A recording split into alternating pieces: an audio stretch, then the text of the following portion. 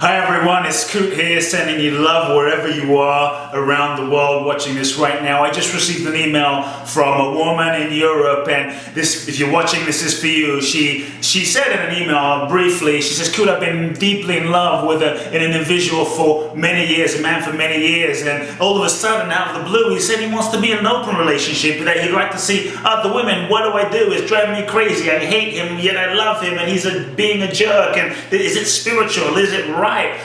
So here's just a few simple thoughts that might help you in your exploration.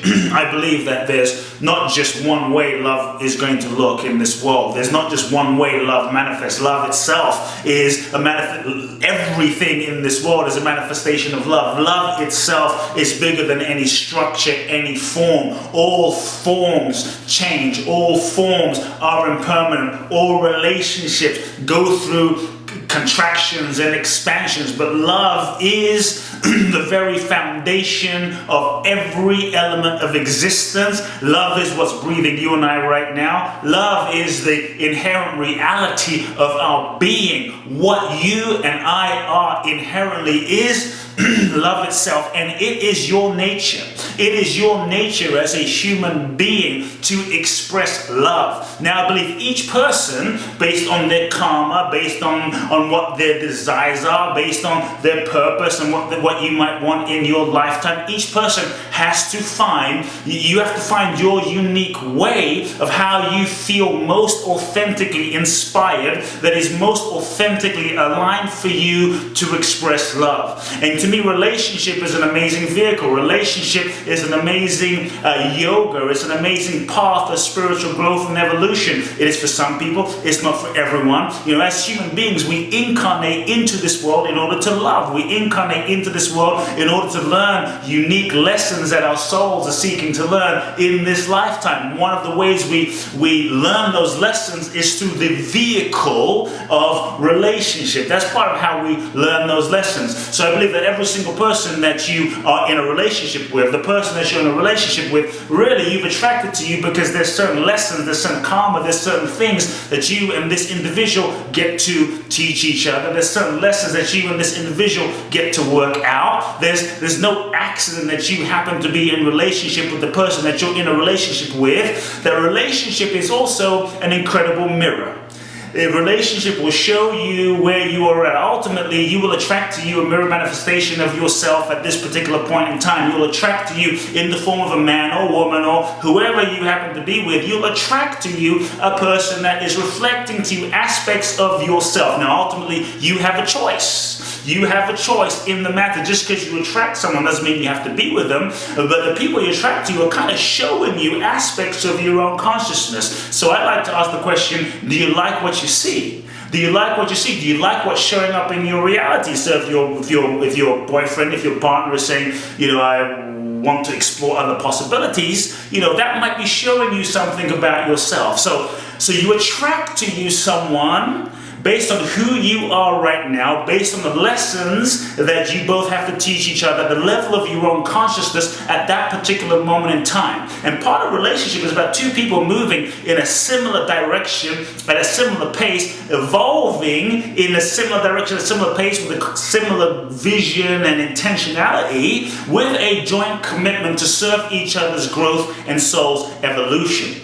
Now, as you grow and evolve, hopefully you won't be the same person that you were when you first met that person. Because if you're exactly the same person that you were when you met your partner, then chances are you aren't growing. The goal is to grow and evolve together, and to keep growing and evolving together, and to keep expanding and evolving together, and moving in a similar direction, having the room to inspire and serve each other to ultimately not just be who you think they should be, or not just have your partner be who you would like them to be, but to inspire and create the space in relationship for your partner to be who they really are. I believe that part of the success of a relationship is not really simply how long you stay together. We were together 5 years, 10 years, 50 years, 100 years, forever, because you could be with someone and be completely miserable. You could be with someone and not growing, not evolving, completely suppressing yourselves. And I see so many people who are in a relationship because they think that's what's expected of them. They think that's what they should do. They think if they leave, they'll disappoint their parents and their children and society. And they're not in a relationship because it's an authentic expression. They're in a relationship because they're afraid.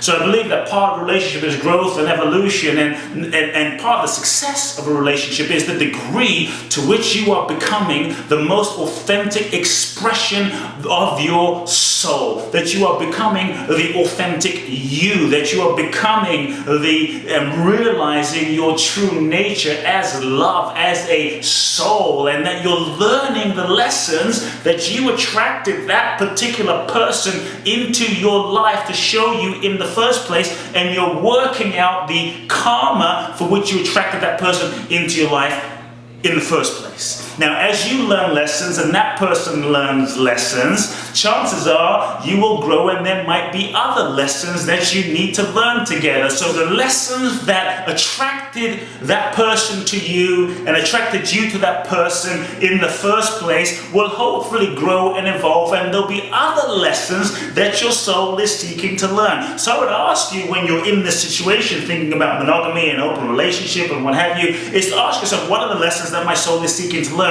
with my partner right now? See, I believe forms change. Forms will always change and evolve, and sometimes there might come a point in a relationship where you're no longer growing, in a relationship where you're no longer evolving, in a relationship where you're no longer becoming a higher version of yourself, but you're actually contracting, and that might be something to look at. Now, some people often think, well, if I'm loving unconditionally, then I should give my partner whatever they want. If I'm loving unconditionally, then shouldn't I want to be in an open relationship? Shouldn't I have no needs? Shouldn't I just support my partner to be and do whatever they want, however they want? The answer is, on one level, yes. But what they need and the lessons that they're seeking to express, their soul is seeking to express in this lifetime, and their particular path may not fully align with your path. So being unconditionally loving,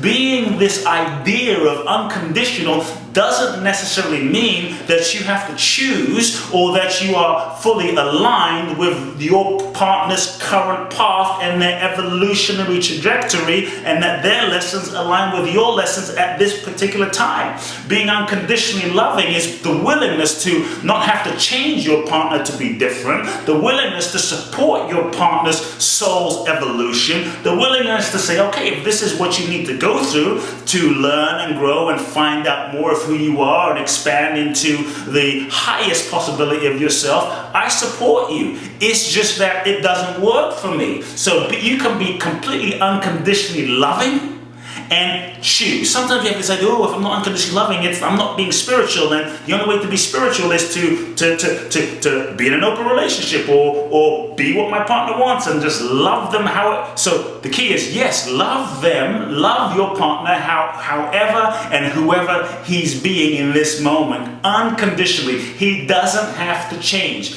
But what that does is it then puts the responsibility and the discernment back on you to question and ask yourself, is where this person's at and where this person is going, does that align for who I am today? Does this align for who I've become today? I see so many people who are in relationships and they don't really question. It's almost like they're in what I call a museum. They're not in relationship with who their partners actually are today, who their partners have become today. They're in relationship with the person they first met 5 years ago, 20 years ago, 30 years ago. They're not really in a relationship with the person that's in front of them today. So in essence, you could almost say they're not truly living the moment. They're not truly living like in love, because I believe to be in love is to be in the moment. To be in love is to really be connected to yourself and be connected to the authentic essence of who another is.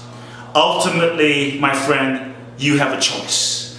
You have a choice to really feel most deeply what's authentic for you, to feel most deeply what's right for you. Now, what's right for you may not always be the easy part, because you have to ask yourself, what are the lessons that you're seeking to learn? And perhaps your soul, if you feel your soul is seeking to learn some lessons with this person, then maybe there's a possibility to explore what your partner is wanting to grow through and evolve through. But it doesn't have to be that way. You have a choice.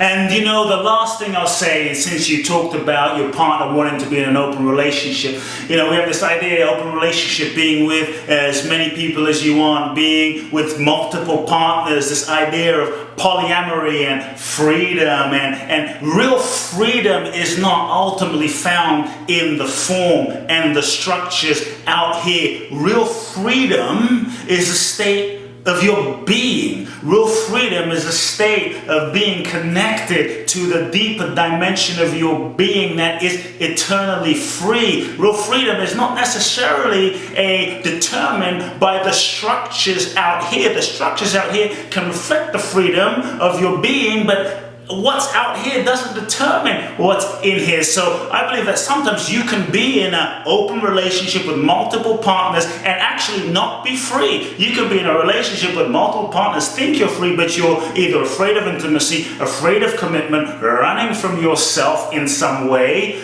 or simply a slave to your desires and love addiction. So you can be open but not really free, in a sense. Does that make sense? So I believe that ultimately there's no right way or wrong way, but in each moment of your life, based on what your soul is seeking to learn in that particular time of your life, there might be different relationship structures that you have to find, different ways of relating that will be right for you based on what you are seeking to learn in that particular moment of your life, or not. But I believe each person, to really be free, each person must find the most authentic, be truthful, and find the most authentic expression and structures in which they feel inspired and how they feel inspired to relate. And this could be being with one person for the rest of your life, and only that one person, and be fully expressed. See, I believe real open relationship is not about one people, two people, five people. It's about you being connected to your heart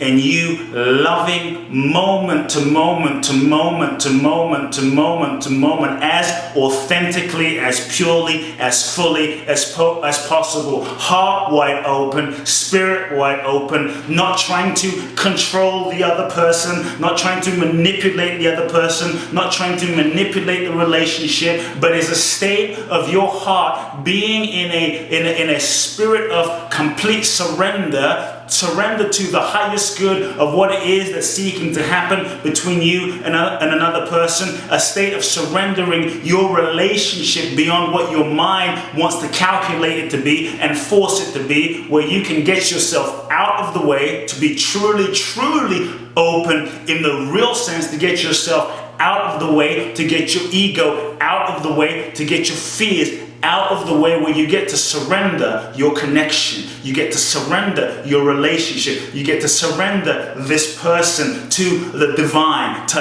life, to the universe, in the realization that you don't own anyone, you don't own them, you don't own and you don't know what their soul needs to go through. Where you can be in that state of surrender, then it frees you up to just show up as love, truly wide open, truly unconditional, and still you get to choose.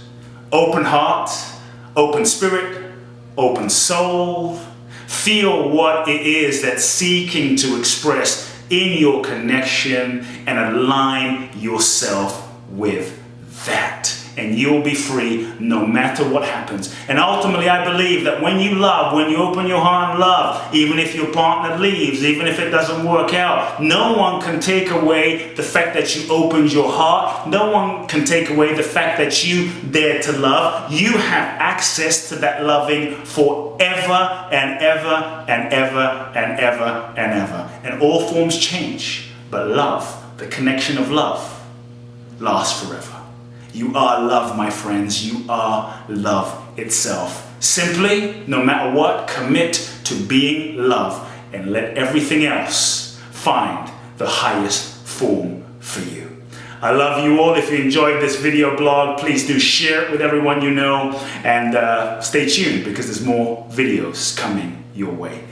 Love now.